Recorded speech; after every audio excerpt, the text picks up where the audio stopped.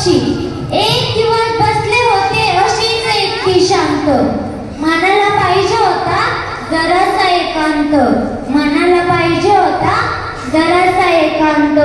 नजर गेली आकाशाकडे दिसल्यावरती पक्षी. नजर गेली आकाशाकडे दिसल्यावरती पक्षी. ध्यान खेळ